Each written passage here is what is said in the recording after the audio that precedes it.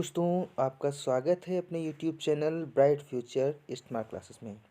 दोस्तों, आज हम बात करेंगे इंग्लिश जो ग्रामर है कक्षा 10 की, उसके बारे में बात करेंगे और इसको हम अच्छी तरीके से तैयार करेंगे। तो आज ये इंग्लिश ग्रामर हम जो स्टार्ट से पढ़ा रहे हैं उसका पहला वीडियो है। इसमें देखेंगे सेक्शन बी हमारा, जिसमें हम चैप्टर फर्स्ट की आज बात करेंगे। चैप्टर फर्स्ट की बात करेंगे जिसमें ग्रामर, ट्रांसलेशन एंड कंपोजिशन के बारे में बात करेंगे। तो इसमें देखेंगे हम किस प्रकार से सेंटेंस जो कक्षा 10 की ग्रामर है वो प्रारंभ होती है, कहाँ से प्रारंभ होती है। तो हम फर्स्ट ये पढ़ना प्रारंभ करेंगे। तो देखेंगे सबसे पहले पार्ट ऑफ सेंटेंस, ये यहाँ से स्टार्ट होता है, जो कि ये कक्षा 10 का चैप्टर नंबर 1 है। इसमें सबसे पहले बताया गया है अंग्रेजी भाषा की जो अंग्रेजी भाषा की वर्णमाला होती है, यानी अंग्रेजी भाषा की जो वर्णमाला के कुल कितने अक्षर होते हैं, तो ये 26 अक्षर होते हैं और इन अक्षरों को हम दो भागों में विभाजित करते हैं। इसको हम लेटर्स बोलते हैं, यानी अक्षरों को लेटर्स बोलते हैं। और इसमें हम सब देखेंगे कि जो वॉवेल्स हैं वो 5 वॉवेल्स होते हैं, ए ई आई ओ यू। और जो कॉन्सोनेंट होते हैं इसके अतिरिक्त जो 21 होते हैं वो कॉन्सोनेंट होते हैं, जैसे B C D F G H. ये देखो यहाँ पर हमने कॉन्सोनेंट जो है इनका वर्णन किया हुआ है। और ये क्या है, स्वर। तो इसको आप अच्छी तरीके से पढ़ लीजिए। इस प्रकार से अगर वॉवेल की संख्या देखी जाए तो 5 होते हैं और कॉन्सोनेंट कितने होते हैं मेरे दोस्तों, वो होते हैं 21। अब हम क्या करेंगे, वर्ड की हम परिभाषा पढ़ लेंगे, डिफिनेशन क्या होती है वर्ड की। तो यहाँ पर देखेंगे लेटर्स का वह सार्थक समूह जो स्पष्ट अर्थ देता है।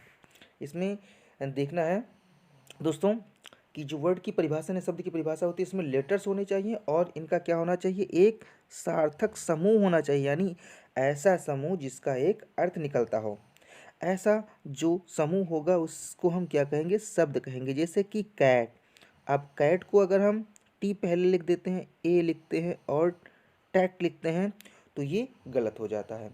तो ये देखते हैं कि सेंटेंस होनी चाहिए, जो लेटर्स होने चाहिए वो लेटर्स एक सीक्वेंस में रखे होने चाहिए, जैसे कि टेबल, चेयर और एट्सेट्रा। तो ये चीज़ें ये क्या कहलाती हैं, ये कहलाती हैं वर्ड। तो वर्ड दोस्तों आप समझ गए होंगे वर्ड क्या होता है, यानी जो लेटर्स का वह जो सार्थक समूह जिसका कोई अर्थ निकलता हो उसे हम क्या कहेंगे, वर्ड कहेंगे। यानी इसकी इंग्लिश में जो मीनिंग हो जाएगी, अर्थ हो जाएगा, यानी डिफिनेशन हो जाएगी, a meaningful group of letters is called word. A meaningful group of letter is called word. तो ये परिभाषा हो गई हमारी किसकी, वर्ड की, शब्द की परिभाषा हो गई। अब हम दूसरा देखेंगे इन छोटे छोटे सबसे पहले हमारी जो स्टार्ट होते हैं वो लेटर्स यानी अक्षर स्टार्ट होते हैं। अक्षर कितने होते हैं दोस्तों, ये 26 होते हैं। इसमें स्वर और वावेल, जैसे कि हिंदी में आपने पढ़ा होगा है व्यंजन, स्वर और व्यंजन, तो उसी प्रकार से इसमें भी है। अब हम शब्द की परिभाषा पढ़ लिए, अब हम सेंटेंस की परिभाषा पढ़ेंगे। सेंटेंस क्या होता है, तो शब्दों का वह समूह जिससे पूर्ण भाव प्रकट होता है उसे वाक्य कहते हैं। तो वाक्य की भी परिभाषा हमने बता दी कि इसमें क्या होना चाहिए, शब्दों का समूह होना चाहिए।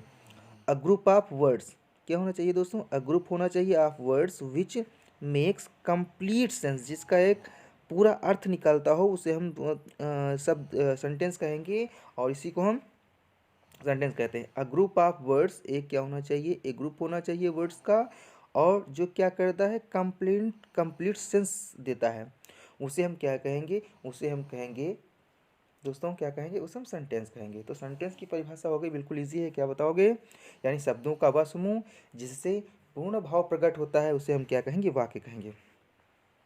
अब वाक्य का एग्जाम्पल देख लेंगे, कौन कौन सा वाक्य का एग्जाम्पल है। तो वाक्य के एग्जाम्पल में हम देखेंगे Ram is writing a letter. Ram एक पत्र लिखता है। तो यहाँ पर राम एक पत्र लिखता है, ये क्या हो गया, यह एक पूर्ण एक सेंटेंस हो गया। अगर यहाँ पर हम क्या करेंगे, ए लेटर पहले लिख देते हैं उसके बाद में इजी लिखते हैं, उसके बाद में राइटिंग लिखते हैं, तो ये कंप्लीट सेंस नहीं देगा, इस अतः यह एक सेंटेंस नहीं कहलाएगा। तो इसीलिए एक सेंटेंस तब कहलाएगा जब जो वर्ड होंगे वो एक सीक्वेंस फॉर्म में लिखे होंगे। जैसे how pretty she is, are you hungry, shut the door, Ram reads a book. तो उपयुक्त सभी शब्दों के सार्थक अर्थ यानी पूर्ण भाव प्रकट करते हैं, अतः ऐसे सभी शब्दों का समूह यानी वाक्य जो सेंटेंस होता है सेंटेंस की श्रेणी में आता है। तो दोस्तों आप देख रहे हैं सेंटेंस, यहाँ पर हमने बता दिया कि लेटर सबसे पहले जो छोटी इकाई होती है वो लेटर्स होती है, सबसे छोटी इकाई हमारी क्या होती है, लेटर्स होती है। और उसके बाद में क्या बनते हैं, वर्ड बन जाता है, और उसके बाद में क्या बन जाता है, सेंटेंस बन जाता है। सेंटेंस के बाद में पैराग्राफ बन जाता है या पैसेज बन जाता है, और पैसेज के बाद में हमारी क्या बन जाती है, लैंग्वेज बन जाती है। तो ये फॉर्म होता है किसका, इंग्लिश का फॉर्म होता है। सबसे पहले क्या आया, लेटर्स आए यानी अक्षर आए, उसके बाद में क्या आएगा, उसके बाद में वर्ड आएगा, उसके बाद में क्या आएगा, उसके बाद में सेंटेंस आएगा, फिर पैसेज आ जाएगा, और पैसेज के बाद में आ जाएगी हमारी लैंग्वेज। तो ये फॉर्म होता है। अब इसमें जो बताया गया वो क्या बताएगा, पार्ट्स ऑफ सेंटेंस के बारे में बात की गई है। तो किसके बारे में दोस्तों बात की गई है, पार्ट्स ऑफ सेंटेंस। तो इसको हम मेन देखना है, पार्ट ऑफ सेंटेंस क्या होता है। तो पार्ट ऑफ सेंटेंस को देखेंगे, वाक्य के दो भाग होते हैं। तो वाक्य के कितने भाग होते हैं, अगर सेंटेंस पूछा जाएगा वाक्य के कितने भाग होते हैं, या how many types of sentence, how many parts of sentence, then you say क्या कहोगे कि पार्ट्स ऑफ सेंटेंस जो होते हैं वो दो प्रकार के होते हैं। एक तो होता है सब्जेक्ट, एक क्या होता है दोस्तों, एक होता है सब्जेक्ट और दूसरा होता है प्रेडिकेट। तो सब्जेक्ट को अंग्रेजी में जो सब्जेक्ट बोलते हैं, और हिंदी में हमें पता है क्या कहते हैं, कर्ता कहते हैं। अब इसको कहते क्या है, मतलब किस प्रकार से हम सब्जेक्ट को डिफाइन करेंगे वो भी यहाँ पर देखो बताया गया अच्छी तरीके से, वो भी सही से बताया गया। इसको आप अच्छी तरीके से पढ़ भी सकते हो, थोड़ा जूम कर देते हैं, इससे आपको अच्छी तरीके से दिखेगा। तो देखेंगे, जब हम किसी व्यक्ति या वस्तु का नाम लेते हैं, किसी भी व्यक्ति का नाम या वस्तु का नाम जैसे ही लेते हैं तो वो क्या कहलाता है, वो सब्जेक्ट कहलाता है। स्पेशली ये क्या होता है, नाउन होता है, और प्रोनाउन भी होता है। तो यहाँ पर प्रोनाउन भी होता है, प्रोनाउन में क्या, ही सी इट आ जाता है, तो ये क्या होता है, सब्जेक्ट के फॉर्म में होता है। तो इसकी परिभाषा, सब्जेक्ट की परिभाषा क्या हो जाएगी, कर्ता की परिभाषा क्या हो जाएगी, जब हम किसी व्यक्ति या वस्तु का नाम लेते हैं तो वो सब्जेक्ट कहलाता है। इसी प्रकार से दूसरा जो पार्ट है, दूसरा पार्ट कौन सा है दोस्तों, वो है विधेय यानी प्रेडिकेट, इसे बोलते हैं। बहुत इंपॉर्टेंट है ये सेंटेंस की पार्ट है, दो पार्ट होते हैं सेंटेंस के, एक तो सब्जेक्ट हो जाता है, एक विधेय हो जाता है। तो जब हम किसी व्यक्ति या वस्तु के विषय में कुछ कहते हैं, कोई भी व्यक्ति हुआ या कोई भी वस्तु हुई, इससे पहले देखो क्या इसके क्या करते थे, जब हम किसी व्यक्ति या वस्तु का नाम लेते हैं, यहाँ पर देखेंगे हम नाम जो लेते हैं तो उसे हम क्या कहेंगे, उसे सब्जेक्ट बोल देंगे। जो नाम लेते हैं उसे क्या बोलेंगे, उसे हम बोलेंगे सब्जेक्ट। दोस्तों बहुत ही ध्यान समझना है आपको कि सब्जेक्ट क्या होता है, यानी किसी भी व्यक्ति का नाम ही क्या कहलाता है, सब्जेक्ट कहलाता है। और सब्जेक्ट हमेशा सबसे पहले आता है, कहाँ पर यूज किया जाता है, पहले। तो सब्जेक्ट का यूज हम करेंगे कहाँ पर दोस्तों, पहले यूज करेंगे सबसे पहले सेंटेंस में। और जो विधेय होता है वो बाद में आता है, और विधेय को हिंदी में क्या हिंदी में विधेय बोलते हैं और प्रेडिकेट बोलते हैं। तो इसकी परिभाषा क्या हो जाती, जब हम किसी व्यक्ति, जो व्यक्ति, अब नाम लेना क्या हो जाएगा, सब्जेक्ट हो जाएगा, लेकिन अगर इसी के बारे में कुछ कहते हैं तो वह प्रेडिकेट कहलाता है। यानी क्या है, जब हम इसके बारे में कुछ बोलते हैं। एग्जाम्पल में हम एक बार देख लेंगे, मोहन लॉब्स, गीता रीड्स।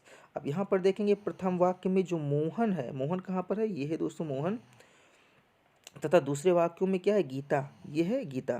तो इन दोनों को हम क्या बोलेंगे, इन दोनों को हम बोल देंगे, यानी मोहन और गीता, मोहन और गीता, यहाँ पर ये मोहन और ये गीता, ये दोनों क्या हो जाएंगे, ये हो जाएंगे हमारे सब्जेक्ट। और सब्जेक्ट की पहचान हमने बता दी कि सब्जेक्ट पहचान सबसे पहले सब्जेक्ट यूज किया जाता है। अब इसके बाद में देखेंगे यहाँ पर क्या है, लॉब्स, यहाँ पर क्या है, रीड्स। तो ये क्या है, लॉब्स और रीड्स क्या है, ये एक प्रकार की क्रिया है, और क्रिया को हम विधेय की श्रेणी में रखते हैं, यानी प्रेडिकेट की श्रेणी में रखते हैं। तो इसको हम भी प्रेडिकेट की श्रेणी में रखते हैं। तो अब हम देखेंगे इसकी पार्ट, प्रेडिकेट के पार्ट देख लेंगे। तो यहाँ पर हम देखेंगे प्रेडिकेट आपको समझ में आ गया होगा कि यानी एक जो सेंटेंस का जो पहला पार्ट होता है वो जो सबसे पहले लिखा होता है वो सब्जेक्ट होता है, और उस सब्जेक्ट के बाद में शेष जितना भी पार्ट होता है, जितना भी भाग होता है, वह क्या कहलाता है, वो प्रेडिकेट कहलाता है दोस्तों। अब हम क्या करेंगे, सब्जेक्ट, सबसे पहले हम क्या करेंगे, सब्जेक्ट के बारे में जानकारी प्राप्त करेंगे और प्रेडिकेट के बारे में हम बाद में चर्चा करेंगे। तो सबसे पहले हम किसके बारे में चर्चा करने जा रहे हैं, यहाँ पर हम सबसे पहले चर्चा करने जा रहे हैं प्रेडिकेट के बारे में। तो सबसे पहले हम चर्चा करेंगे प्रेडिकेट के बारे में। तो प्रेडिकेट जो हमारा पार्ट ऑफ सेंटेंस होता है, यानी सबसे पहले हम जो बात करेंगे इसमें सब्जेक्ट की। तो सब्जेक्ट में सबसे पहले क्या आ जाता है, क्वालिफायर आ जाता है और मेन हेडवर्ड या फिर आ जाता है तुम्हारा हेडवर्ड, दो चीज़ें आती हैं। तो क्वालिफायर में क्या क्या आता है वो दोस्तों आ जाता है, यानी सब्जेक्ट के दो पार्ट हुए, एक तो क्वालिफायर हो गया, दूसरा क्या हो गया, मेन हेडवर्ब। और ये जो क्वालिफायर होता है ये तीन प्रकार से होता है, यानी जो क्वालिफायर होता है जो वो डिटर्मिनेंट के यूज में यूज़ किया होता है, एडजेक्टिव और एडजेक्टिव जो एडजेक्टिवल जो फ्रेज होता है इसके रूप में यूज़ किया जाता है। तो सब्जेक्ट के दो पार्ट, पहले क्वालिफायर, दूसरा क्या, मेन हेडवर्ब। और जो क्वालिफायर होता है वो तीन प्रकार का होता है, डिटर्मिनेंट बोल देते हैं इसे, एडजेक्टिव बोल देते हैं, और एडजेक्टिव फ्रेज कहीं कहीं यूज़ किया जाता है। तो हम आगे देखेंगे और प्रेडिकेट के पार्ट भी पढ़ लेंगे, प्रेडिकेट के पार्ट। अब प्रेडिकेट देखेंगे, प्रेडिकेट में क्या हुआ, पार्ट ऑफ प्रेडिकेट, प्रेडिकेट में क्या हुआ, यानी सब्जेक्ट के बाद में शेष जितना भी पार्ट आता है वो क्या कहलाता है, वो प्रेडिकेट कहलाता है। अब प्रेडिकेट में क्या आता है, सबसे पहले आता है वर्ब, फिर दूसरा आ जाता है कौन सा, ऑब्जेक्ट आ जाता है, तीसरा क्या आ जाता है, कॉम्प्लीमेंट आ जाता है। सबसे पहले क्या आएगा, वर्ब। वर्ब में अब ये भी याद रखना कि हेल्पिंग वर्ब भी एक प्रकार की वर्ब होती है और हेल्पिंग वर्ब से प्रेडिकेट की स्टार्टिंग होती है। तो सबसे पहले क्या हो जाएगा, हेल्पिंग वर्ब, फिर वर्ब होगा, फिर ऑब्जेक्ट होगा, फिर कॉम्प्लीमेंट होगा। यहाँ पर देखेंगे जो ऑब्जेक्ट होता है दोस्तों वो दो प्रकार का होता है, एक तो होता है इनडायरेक्ट ऑब्जेक्ट, एक होता है डायरेक्ट ऑब्जेक्ट। तो जो इनडायरेक्ट ऑब्जेक्ट होता है वो हमेशा जो होता है वो हमेशा ऑब्जेक्ट होता है, और ऑब्जेक्ट के रूप में हम यूज करते हैं किसका, ऑब्जेक्ट के रूप में हमेशा हम यूज करते हैं प्रोनाउंस का। तो प्रोनाउंस यहाँ पर इनडायरेक्ट ऑब्जेक्ट में प्रोनाउंस आएंगे, जैसे आ जाएगा तुम्हारा हिम, मी आ जाएगा, यू आ जाएगा, ऐसे आएंगे, ठीक है। और डायरेक्ट ऑब्जेक्ट में हमेशा क्या आएगी, एक वस्तु आएगी।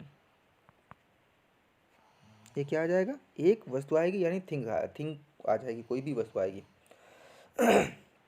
तो यहाँ पर देखेंगे हम टेबल भी बनी हुई है सब्जेक्ट को समझाने के लिए, सब्जेक्ट और प्रेडिकेट को समझाने के लिए टेबल्स भी बनी हुई है। यहाँ पर देखेंगे सब्जेक्ट पार्ट को समझने के लिए निम्नलिखित टेबल्स को ध्यानपूर्वक पढ़ें। तो दोस्तों बने रहिए हमारे साथ में, आपको बिल्कुल समझ में आएगा और इसको हम अच्छी तरीके से पढ़ेंगे। आपको केवल यह वीडियो 2 बार देखनी है, आपको गारंटी के साथ में कह रहे हैं अच्छी तरीके से समझ में आ जाएगा। तो यहाँ पर देखेंगे टेबल नंबर 1 के माध्यम से हमने आपको समझाया है। इसमें ये हमारा सब्जेक्ट हो गया और दूसरा हो गया प्रेडिकेट दोस्तों। अब सब्जेक्ट में देखो क्या लिखा, राम प्ले, यानी राम खेलता है, इसकी हिंदी हो जाएगी राम क्या करता है, खेलता है। तो राम क्या हो जाएगा, सब्जेक्ट हो जाएगा, और प्ले यानी खेलता है, ये एक प्रकार का ये क्रिया है, और ये हमारा क्या हो जाएगा, सब्जेक्ट हो जाएगा। तो अब हमने अलग अलग करके बता दिया, ये क्या है, सब्जेक्ट है, इस फॉर्म में जो लिखा हुआ सब्जेक्ट है, और ये क्या है, हमारा प्रेडिकेट है। तो प्रेडिकेट कहाँ से स्टार्ट हो रहा है, जहाँ से आपकी वर्ब स्टार्ट हो रही है, चाहे वो हेल्पिंग वर्ब हो, वहाँ से प्रेडिकेट आता है। दूसरा देखेंगे मीना वीप्स, यानी मीना क्या करती है, रोती है, मीना क्या कर रही है दोस्तों, रो रही है। तो ये क्या कहलाएगा, ये कहलाएगा हमारा, ये हो जाएगा सब्जेक्ट मीना, और वीप्स क्या हो गया, प्रेडिकेट। ही सब्जेक्ट हो जाएगा, प्लेट हो जाएगा तुम्हारा प्रेडिकेट। सी हो जाएगा सब्जेक्ट, वेप्ट क्या हो जाएगा, वेप्ट सेकेंड फॉर्म है जो कि प्रेडिकेट हो जाएगा। स्मोकिंग कभी कभी अभी हम बताएंगे आपको, जो कभी कभी जो आईएनजी फॉर्म है, यानी जो जीरन है वो एज ए सब्जेक्ट यूज किया जाता है। और इस क्या हो गई, हेल्पिंग वर्ब, और इंजीरियस हमारा क्या हो गया, ये वर्ब हो गया। ये आपका हो जाएगा कॉम्प्लीमेंट। तो ये भी क्या हो जाएगा, ये भी प्रेडिकेट में आएगा, ये कॉम्प्लीमेंट हो गया, ये भी प्रेडिकेट में आपका आएगा। टू वो क्या हो गया, ये हो गया इन्फिनेटिव, ये क्या हो गया, जीरन। ये दोनों क्या है, ये नाउन है, ये क्या है मेरे दोस्तों, ये हैं नाउन। ये क्या हो गया, प्रोनाउन है, ये दोनों हैं प्रोनाउन। और ये क्या है, स्मोकिंग क्या है, जीरन है, और ये है इन्फिनेटिव। तो ये क्या है, इन्फिनेटिव। तो ये अभी हम इसको अलग अलग भी डिस्क्राइब करेंगे यहाँ पर, ठीक है दोस्तों। तो इसको यहाँ पर देखो बताया गया, जो ए है राम और मीना क्या है, एक प्रकार का नाउन है, देखो बताया गया यहाँ पर। ही और सी ये क्या कहलाएगा, ये प्रोनाउन कहलाएगा। स्मोकिंग क्या है, ये जिरंड है, अभी अलग अलग करके बताएंगे इसको। टू वॉक क्या होता है, इन्फिनेटिव होता है, यानी जहाँ पर टू वॉक लिखा होता है वहाँ पर आप ये समझ सकते हैं इसका हिंदी में मीनिंग होता है ना, नी और ने। ना, नी और ने, मतलब नानी ने क्या हो जाएगा, यानी क्रिया में नानी ने आ जाता है। यानी जैसे मुझे खेलना पसंद है तो ना आ गया, ठीक है। मुझे खेलना बिल्कुल पसंद नहीं है तो वहाँ पर आपको क्या आ जाएगा, ना आ जाएगा, है ना। तो दोस्तों इस प्रकार से नानी ने जो भी वर्ड, जैसे मुझे तैरना अच्छा लगता है तो वहाँ पर क्या हो जाएगा हमारा, ये हो जाएगा इन्फिनेटिव। तो ये टेबल नंबर 1 हो गई। और टेबल नंबर 1 के बाद में हम पढ़ लेंगे टेबल नंबर 2।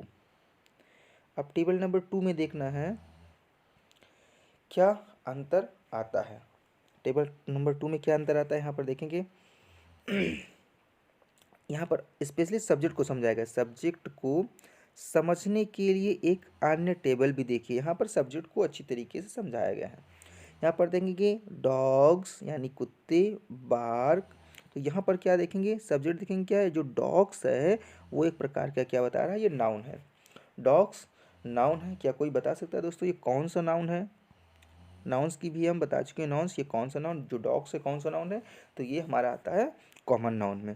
कॉमन नाउन यानी जातिवाचक संज्ञा। तो सी ये एक प्रकार का प्रोनाउन है। और लेबर्स हार्ड ये क्या है, सी क्या है, प्रोनाउन है। द पुअर आर सैड, तो द पुअर क्या हो गया, ये एक प्रकार का सब्जेक्ट है। और सब्जेक्ट भी क्या है, पुअर क्या है, एडजेक्टिव है, जो कि नाउन की भांति प्रयोग किया गया है, क्या है, एडजेक्टिव। ये विशेषता बता रहा है किसी भी सभी व्यक्तियों की। Smoking is a bad habit, smoking क्या है, यहाँ पर जिरंड है जो कि सब्जेक्ट के रूप में नाउन की भांति प्रयोग किया गया है। टू एरर यानी टू एरर समझ लिए, टू एरर क्या होता है, इज़ ह्यूमन। तो यहाँ पर क्या, ये एक टू लिखा हुआ है, हमने बताया टू इन्फिनेटिव होता है, ये भी सब्जेक्ट के रूप में प्रयोग किया गया है। To find fault, to find fault ये एक प्रकार का सब्जेक्ट की तरीके से, यानी एक जो शब्दों का समूह है जिसको हमको एडजेक्टिव फ्रीज भी बोलेंगे, तो इसको भी यूज़ किया गया है, एज ए नाउन की तरीके से यूज़ किया गया है।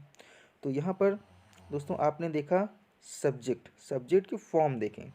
अब टेबल नंबर 2 हो गया है, अब टेबल नंबर हम 3 भी देख लेंगे। टेबल नंबर 3 में क्या बताया गया, इसमें बहुत ही इम्पोर्टेंट बताया गया है और इसको आपको ध्यान से समझना है क्योंकि यही आपके काम आने वाला है। एक्सरसाइज में यही काम आएगा, आपको अंत तक बने रहना है अगर आपको अच्छी तरीके से इंग्लिश सीखनी है तो। कहीं भी नहीं जाना है और आपको किताब भी देखने की ज़रूरत नहीं पड़ेगी, ये हमारी गारंटी है।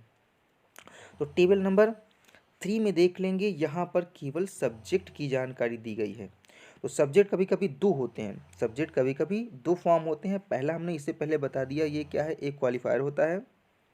ये क्या है, एक क्वालिफायर है। और ये क्या है दोस्तों, मेन एडवर्ब जो नाउन के तरीके से यूज किया गया है। अब क्वालिफायर क्या डिस्क्राइब करता है, तो क्वालिफायर डिस्क्राइब करता है कि जो हमारे सब्जेक्ट है, वो जो सब्जेक्ट हैं वो किस फॉर्म में है, यानी कितने हैं। तो यहाँ पर देखो क्या क्वालिफायर बताया गया, ए बॉय, लड़के कितने हैं, एक। तो अब ये क्या हो जाएगा, प्रेडिकेट में क्या आ जाएगा, रन्स। हमने कहा जहाँ से क्रिया प्रारंभ होती है दोस्तों वो क्या हो जाएगी, वो हो जाएगी प्रेडिकेट।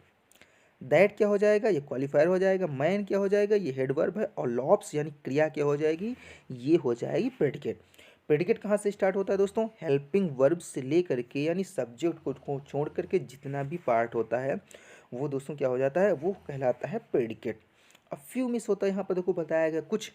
अब कुछ क्या, गर्ल्स, तो ये तुम्हारा क्वालिफायर कहलाएगा। और ये गर्ल्स क्या हो जाएगा, ये मेन सब्जेक्ट हो जाएगा। डांस में तो होता है कि नृत्य करना, तो नृत्य करती थी, तो यहाँ पर सेंटेंस ये प्रेडिकेट में आ जाएगा। तो मैनी क्या हो जाएगा, ये हो जाएगा क्वालिफायर, ये बॉयज़ हो जाएगा और ये प्लेट।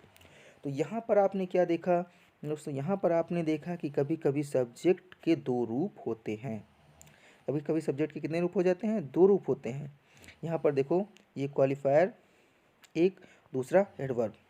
और प्रेडिकेट यहाँ पर देखेंगे केवल एक रूप में हमें प्रेडिकेट प्राप्त हुआ है। अब क्या करेंगे हम, अभी तक हमने समझा कि सब्जेक्ट के दो रूप, अब हम देखेंगे टेबल नंबर 4 में सब्जेक्ट के 3 रूप देखेंगे। देखिए यहाँ पर सब्जेक्ट के कितने रूप है यहाँ पर दिख रहे हैं आपको, यहाँ पर सब्जेक्ट के 3 रूप दिख रहे हैं। प्रेडिकेट अभी वैसे ही छोटा है, प्रेडिकेट इतना सा ही है। और यहाँ पर देखेंगे सब्जेक्ट के 3 रूप हो गए। यहाँ पर क्या कर दिया गया, यहाँ पर सब्जेक्ट के 3 रूपों को दिखाया गया है। क्वालिफायर, क्वालिफायर इससे पहले क्या बताया, तो क्वालिफायर में होता है एडजेक्टिव। तो देखेंगे 3 रूपों को देख लेते हैं। सबसे पहले क्या लिखा गया, अ ब्लाइंड मैन।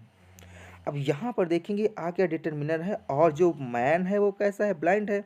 मतलब क्या है, मतलब ये है कि ये विशेषता बता रहा है। ये क्या क्वालिफायर में होता है, विशेषता, एडजेक्टिव होता है। ये क्या होता है, ये होता है एडजेक्टिव।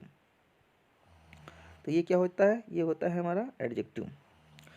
तो अ ब्लाइंड मैन, वॉक्स क्या हो जाएगा, ये हो जाएगा प्रेडिकेट। यानी जहाँ से हेल्पिंग वर्ब, हमने बताया जहाँ से हेल्पिंग वर्ब या वर्ब स्टार्ट होती है वो प्रेडिकेट कहलाता है। तो ये पार्ट हो जाएगा प्रेडिकेट का। यहाँ पर देखेंगे द ब्यूटीफुल गर्ल। तो यहाँ पर गर्ल की विशेषता क्या है, जो लड़की है कैसी है, वो ब्यूटीफुल है, सुंदर है। मतलब क्या हुआ, ये एक एडजेक्टिव है, विशेषता बताई जा रही है किसकी, लड़की की, कि वह जो लड़की है वो कैसी है, सुंदर है। और वो क्या कर रही है, डांस कर रही है, नृत्य नृत्य कर रही है। तो यहाँ पर देखेंगे इसके बाद में फिर तीसरा sentence, the old lady. Lady कैसी है दोस्तों बताइए, ये कैसी है, लेडी ओल्ड है। ओल्ड क्या है, इसकी विशेषता है, यानी ये क्या है, एडजेक्टिव। फिर वो क्या कर रही है, क्राई कर रही है। क्राई क्या हो जाएगा, प्रेडिकेट हो जाएगा। ये क्या हो जाएगा, प्रेडिकेट। These pretty babies. अब बेबीज की विशेषता कैसी है, ये प्रीटी है, और ये क्या कर रहे हैं, प्ले कर रहे हैं। तो यहाँ पर टेबल नंबर 4 में क्या देखेंगे, डिटर्मिनर, क्वालिफायर और हेडवर्ब की व्याख्या करें। ऐसी दशा में जो हेडवर्ब होता है, हेडवर्ब के पूर्व में होने वाले शब्द एडजेक्टिव होता है। देखो यहाँ पर बता दिया गया, जो क्वालिफायर होता है वो क्या होता है, एडजेक्टिव होता है। और इस चीज़ को हम नोट करके भी बता रहे हैं, इस चीज़ को हम नोट करके बता रहे हैं। देखिए इस चीज़ को हम नोट करके बता रहे हैं कि नोट, जब हेडवर्ब से पहले शब्द हो तो उससे क्या कहेंगे, क्वालिफायर ही कहेंगे। अगर हेडवर्ब ये है, हेडवर्ब यहाँ पर देखो, ये अगर हेडवर्ब है, ये अगर हेडवर्ब है और इससे पहले अगर कोई भी जो एडजेक्टिव आता है तो उसे हम क्या कहेंगे, क्वालिफायर कहेंगे, क्वालिफायर ही कहेंगे। और कहेंगे जब दो शब्द होंगे यहाँ पर देखें तब उसे एडजेक्टिव कहेंगे। याद रखना, अगर दो शब्द होते हैं तब उसे क्या कहेंगे, हम एडजेक्टिव कह देंगे। नहीं तो ऐसे हम क्या कहेंगे, इसको क्वालिफायर कहेंगे।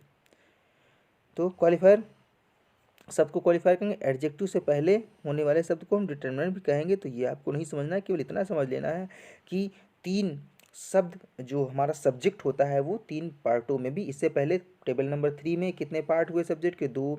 यहाँ पर कितने हो गए, 3। यानी एक डिटर्मिनर हो गया, क्वालिफायर हो गया, हेडवर्ब हो गया। तो यहाँ पर आपने देखा सब्जेक्ट के 3 रूप, सब्जेक्ट के 3 रूप आपने देख ही लिए हैं। अब यहाँ पर क्या बताएगा, टेबल नंबर 5 अभी हम नहीं बताएंगे, आपको आगे बताएंगे। तो ये हम देख लेंगे। सबसे पहले आगे हम एक्सरसाइज देखते हैं। आपने जो पढ़ा है वो आपकी कहाँ तक काम में आया। तो एक्सरसाइज नंबर 2 हम क्या करेंगे, सॉल्व करेंगे, देखेंगे हमने कितना पढ़ा और हमको कितना आया। तो एक्सरसाइज नंबर 2 सॉल्व करेंगे हम, देखेंगे हमको कितना आया। तो एक्सरसाइज नंबर 2 देखिए आपको कितना आया। सबसे पहले इसमें आपको बताना है डिटर्मिनर, और उसके बाद में एडजेक्टिव भरना है, और उसके बाद में मेन हेडवर्ड भरना। डिटर्मिनर में हमने बताया क्या क्या लगेगा, एक बार फिर से लिख रहे हैं। डिटर्मिनर जब आएगा तो उसमें द आ जाएगा, द के बाद में द आ जाएगा, दैट आ जाएगा, दिस आ जाएगा, माई आ सकता है, हिज आ जाएगा, माई आ जाएगा, हिम आ जाएगा, हर आ जाएगा, योर आ जाएगा, ठीक है, फ्यू आ जाएगा, ए आ जाएगा, एन आ जाएगा।